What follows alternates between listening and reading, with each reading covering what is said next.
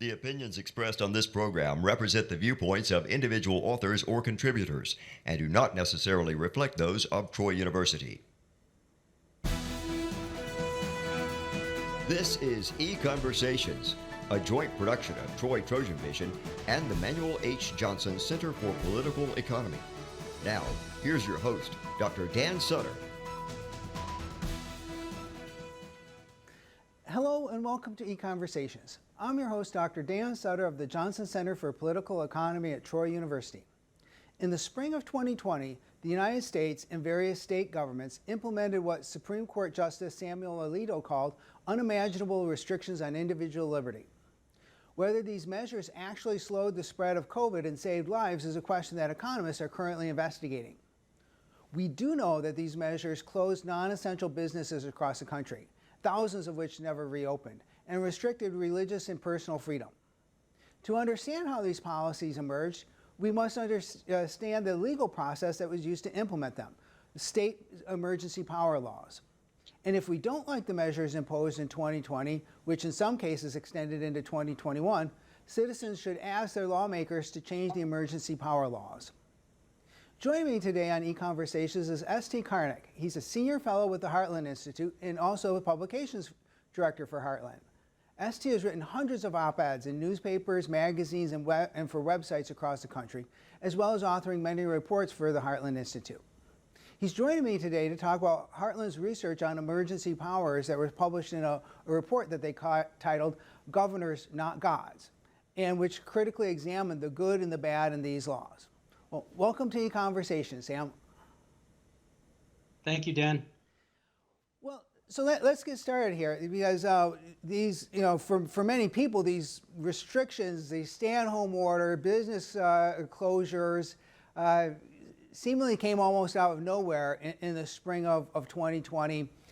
And in one sense, though, they didn't come out of nowhere, because there was some laws on the books at the state level that allowed this. So we call these emergency powers laws. So tell us a little bit about these laws that states have. Like, when did they come about, and what were they there for originally? Yes, thanks. The laws came about really because there were you could have wars, you could have disease outbreaks and the like, and states wanted to have it covered that if something should happen and the government needs to respond quickly, then it has the ability to do so. Now, under the Constitution, the states have what are called police powers. So they have the right to decide things such as what is a crime and what is an emergency. And so these laws came up actually more to, I think, to limit each state than to be expansive. However, they have to be sufficiently vague and flexible to allow the government to act. So what you had in place were laws that would allow the government to act in an emergency. They're a bit vague on often a bit vague on what an emergency is and what exactly the government could do.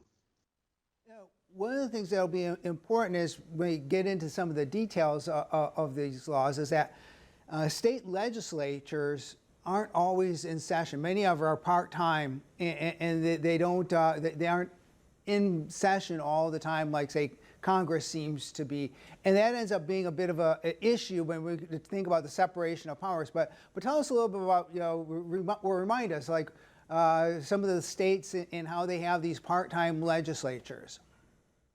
Well, that's an important point, is that the lawmakers are not professional lawmakers. Typically, they're not professional politicians. They become that when they move to the next level. But the point is that it's exactly as you said, that in many states, they don't even meet, the legislature doesn't even meet every year. Or in some states, and in many states, there are very, very brief terms for the legislature. It may be anywhere from 3 months to 5 months. The rest of the time, the governor and the other executive officers of the state are somewhat on their own, required to follow the law as it stands, and not necessarily as the state legislature would like it to be. Now we have in my home state of Indiana, we had a situation where the governor declared an emergency, and he kept extending it, and the state legislature was out of session, and there was nothing they could do about it, and there was quite a bit of pushback about it, but that was the way it was, and the governor was allowed to do what he wanted to do. What happened then was that this year, when the state legislature met, they passed a law saying that the governor's emergency powers have to be have a limit, a time limit on them, and that they have to be any extension has to be affirmed by the state legislature. And their way around this problem was to declare that if the legislature would just meet as an emergency session and decide on whether to extend the rule. That was found constitutional by the Marion County judge who oversaw the court case which followed, which was brought by Governor Holcomb privately and not by the Attorney General, who in fact argued against it. So these were former rivals for the governorship. So what happened then was, of course, the governor's people appealed it. And then the state Supreme Court said that, no, it's against the Constitution. The Constitution says the governor may call a special session under X circumstances. But the Constitution does not say that only the governor may call a special session. It does not put any limits on how long the state legislature can meet or when it can meet. It only says that you can't adjourn it for more than 3 days, and you can't, and it has to start at a certain point in the year. But it's entirely up to the state legislature to decide when it meets. So that was a false view of the Constitution. I don't know if they can go anywhere beyond this, though, because the U.S. Supreme Court typically doesn't interfere in these things. No. So that's an example. And so when we look across the country, there was a wide range. I have more than 40 states. I think 43 states had some variation of a stay-at-home order. But there was pretty wide variation across states about how extreme some of these measures were, how long they stayed in place. What were some of the worst examples of possibly abuse of executive powers by the governors across the state, across the different states? Obviously, one of the most horrifying and egregious is the deaths of 13,000 people whom Governor Cuomo of New York ordered to be sent into, because he ordered people who had COVID, who were over the elderly, to be put into nursing homes.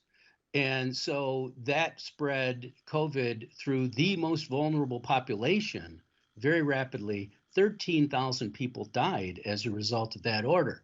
Now, that is obviously an appalling thing, and the state legislature was disgusted by it, rightly so. And one of the elements that is really interesting is that they could not get information from Cuomo's office. They could not get real information from Cuomo's office about what was happening. That Cuomo's office simply lied and said that there were far fewer deaths than were actually happening. So that is obvious. That's one where the cure is so much worse than the disease itself. It's just truly horrifying. But then you had things where the local governments, in their execution of the lockdown orders were basically stay at home unless you have some important business to do that's going to help your neighbors somehow. You have to stay at home. So places like California, where it's sunny down in Southern California, and there's really not much risk of dying of COVID if you're 32 years old and in decent health. And people were being arrested for sitting on the beach.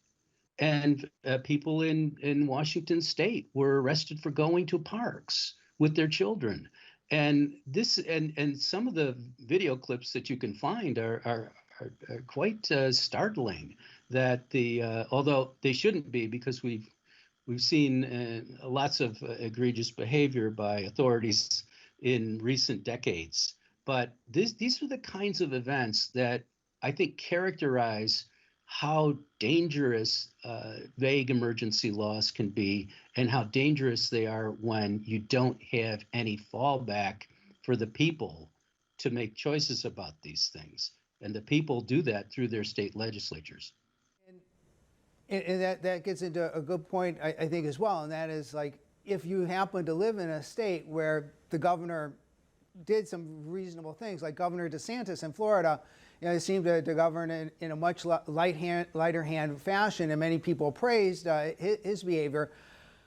Just because you had a governor who didn't abuse these powers this time doesn't mean you shouldn't take a close look at your state emergency powers laws, because you might, in public choice economics, we talk about it's the process more than the people. We don't want to rely on or hope that we have good people in place if they have rules in place that could allow them to take some bad policies, right? Absolutely right. Think if Charlie Crist were governor of Florida, what it would have been like, or one of the Democrats who preceded Governor DeSantis. It would have been a very different thing. It would have looked much more like New York. And it's interesting because now, first of all, there were all 50 states did declare emergencies. 43 of them declared lockdowns or stay-at-home orders and mask mandates and the like. But that's the whole point, is that some states did not do that, did not lock down. And when you look at the numbers, the lockdowns had no effect on the spread of COVID and COVID deaths. They had a huge effect on two important things: on overall economic activity and economic growth, and on school children's learning. When teachers said, really at the behest of the teachers' unions, which I think were just using their power, misusing their power, let's say, but the children were forced to stay at home. They lost a lot of learning time, and as is well known, this is well documented, that when children are out of school or out of education, doesn't have to be at school, you could homeschool, but when they're not learning for a significant period of time, what they've already learned dissipates.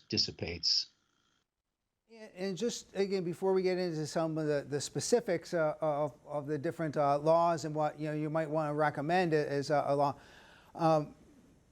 many proponents of limited government, small government, are very aware of what we call the crisis in Leviathan narrative. If it's put forth by economist Robert Higgs and a number of other people, legal scholars as well. And if you're aware of that narrative, then you're looking at any emergency situation very, very differently than maybe somebody who isn't. So if you could tell us a little bit about what this idea of crisis in Leviathan is about. Well, lots of people have observed in the past that war is the engine of growth of government and of authoritarian power. And it's interesting that that's why there are so many wars on other things other than other countries, such as the war on poverty or a variety of wars, the moral equivalent of war, as many crusades, government crusades, have been described. And that's exactly the truth, is that when you can call something an emergency and say this state, city, nation won't survive unless we do X, then you can do X, and people won't catch on until later. Now, why would governments do that? Well, the reason they do that is because the more power they have, the more they get. They have, if they have more power, they can move into the private sector and get nice jobs later, influencing the government to do even more. And the other thing is that just being in power is in itself something of a pleasure, and being able to push your power over people, I think, is extremely pleasurable to many people. And if you look at a governor like Cuomo, his stardom that he achieved, receiving an Emmy Award for his conversations on TV on COVID, is emblematic of that problem. That a governor feels that, oh, I have power, I'm doing great things, and here's the proof. Whereas a governor like Nome of South Dakota, or DeSantis of Florida, has a wiser view, I think, of government, which is that everything they do can be undone later, and everything except the consequences of what they do. So if you take kids away from school for a year and a half, those consequences are there for good. And then somebody later can do even worse. So whatever you choose to do is going to set a precedent for the next one. And just one final thing before we talk about some of the structure of these laws is that many politicians who impose these stay-at-home orders and other things on folks then went out and violated them themselves. And so there is a lot of examples of this like rank hypocrisy in one sense, like, you know, well, everybody else needs to stay at home, but I don't have to. And so that was another part of this too, right? Well, yes, it was. It simply proved the hypocrisy and the unworkability of these laws. When Governor Whitmer's husband went to a big party, that showed two things. One, it showed the arrogance of the executive of that state, but it also showed that the law itself, that the declaration itself and the limitations that were being put on and the way they were being enforced was unfair and unnecessary. And so when her husband went to a party, they're basically acknowledging that, yeah, you can go to parties. It's okay. We know that. So why are you doing this? That's a place for a later discussion, I think. So, okay, so let's talk a little bit about now Heartland's report on governors, not gods, because it offered some suggestions or some recommendations, both some of the good and then some of the bad of state emergency power law. So, you know, what would be a desirable, if we could, if people could go out there and try to pass a law, like what would be some desirable features of a emergency powers law? That's a great question. That really is central to the matter. That you have to be able to make sure that the people are ruling. So you have to make sure that these emergency laws are not infinitely expandable, extendable, and that they require the consent of the state legislature. So we published these concepts. The states should have resolutions to immediately nullify an emergency proclamation by resolution. They should also allow resolutions to nullify an emergency proclamation after a certain length of time by resolution. So this is 14 days, 30 days, 7 days. So you could have both houses of a legislature could do that, or just one house. So that every level of, or every part of the power structure has to agree in order for that resolution to stay in place. Meaning, if anyone decides it's not right, then it doesn't go. So you can have a resolution that requires the governor to call a special session of the legislature to approve of an emergency proclamation if the legislature is out of session. That's a part of what happened in Indiana, where the legislature was not in session, and it happened in other states. And they couldn't call a special session according to the previous and now current interpretations of the state constitution, which I believe are wrong. I've read it this morning, and it doesn't say only the governor can call a special session. It specifies that the governor can. But it also says quite directly that they have the authority to decide when they're going to meet. So, but passing a resolution or a law that makes that clear is really worthwhile.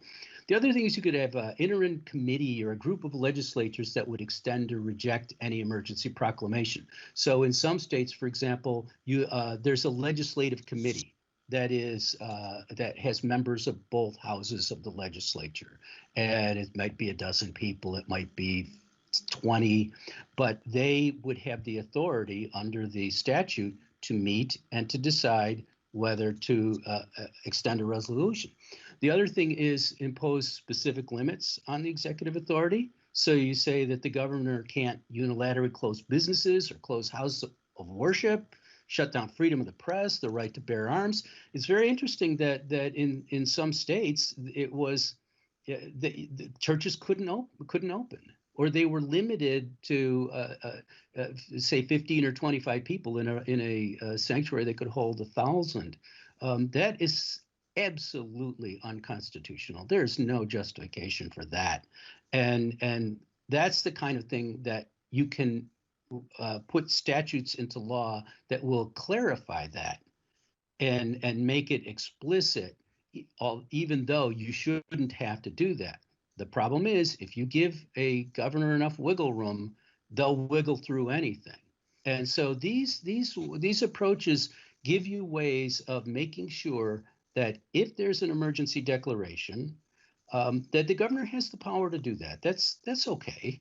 But if there's an emergency declaration, the people, through their representatives, should have the right to say, okay, the emergency's over now. One thing many governors did was and Governor Whitmer did this, and this was really very hinky to say the least, is that you simply you declare a new emergency. You say, okay, this is not from the governor, it's coming from the state, the state's Department of Health.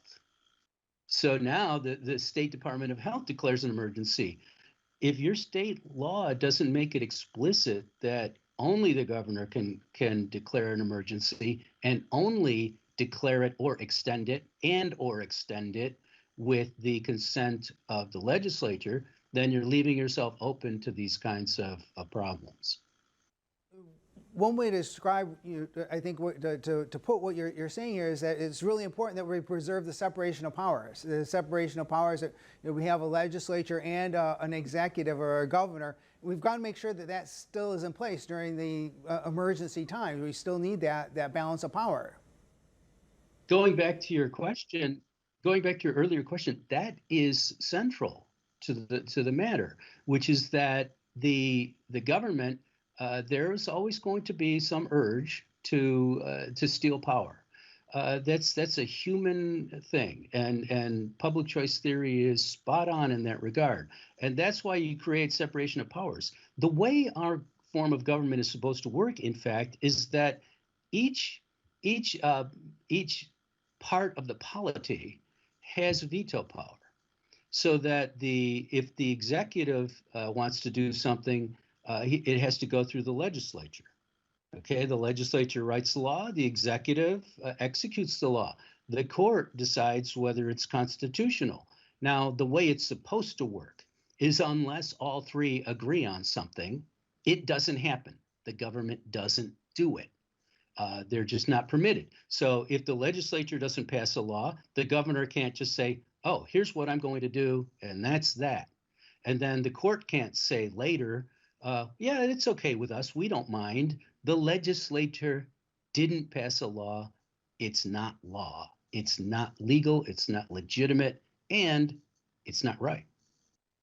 And I mean, another thing that the title of Heartland's report, "A Governor's Not Gods," I think is also good because it also reminds us that no government official is infallible, and in fact, not only are they limited in their knowledge and their ability to make decisions for everybody, a lot of times we're going to end up with better decision making, especially more representative decision making, when you involve more people, when the governor has to bargain with the legislature.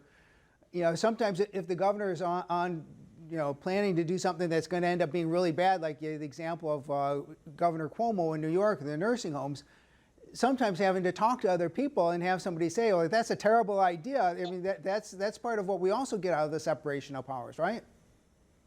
Absolutely right. Governors are not gods in that they don't have that legitimately derived power to just do whatever they want. But they're also not gods in that they're not omniscient either. They don't have the knowledge to make these choices on their own, as Governor Cuomo so vividly demonstrated. And that is the one of the big reasons that you must have veto power over anything government does. The more veto power you have, the less government you have, the better off you'll be.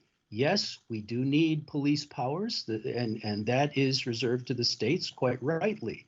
States need to be able to decide what is disorderly conduct and what is damage to one's neighbors, and they need to enforce those laws. Ironically, they didn't do that during this period.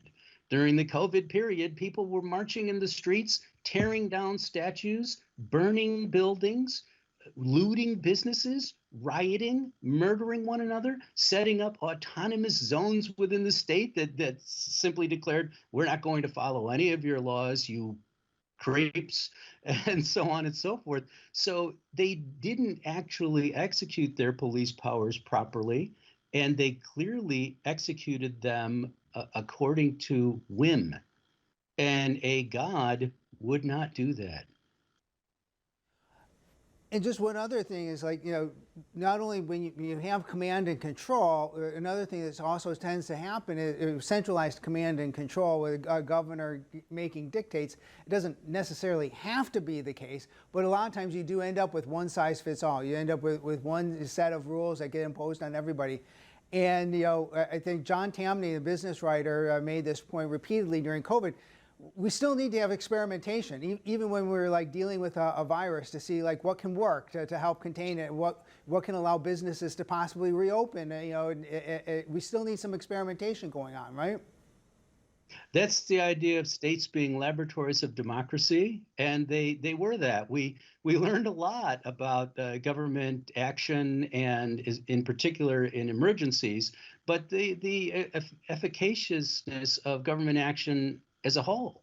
What can governments do successfully and what can't they do? And I think an important point that you brought up there is that, or a gloss on it, is that when you have a government that is overweening in the amount of power it wields, what it's going to have to do is to wield it unfairly. They're going to prosecute some people. They're going to make some people go home. They're going to let others get away with it. And that is perhaps part of the intent, to have a two-tiered society. But when the rule of law is being flouted in that way by the government itself, you're asking people, you're inviting people to go out in the streets and do whatever they want. So you end up with the worst of both worlds. You end up with oppressive government and violence and anarchy and lawlessness. We're near the end of our time, so I just want to say, like, in closing, is there anything you'd like to add or add to our discussion here? Thank you. I would say that watch your government. Make sure that the rules that you have in place limit government. We don't have a problem with not having enough government. We have a problem with limiting our government, because government is made of human beings, not gods. They're not always right, and they're not always smart. So make sure that we, the people, are working to limit what government can do to us, because what looks good today will be wielded by someone tomorrow that does not have the same ideas as you. Going on and talking about this important topic with us. And thank you all for joining us. Join us again next time for another EconVersations. This has been EconVersations, a joint production of Troy Trojan Vision and the Manuel H. Johnson Center for Political Economy at Troy University.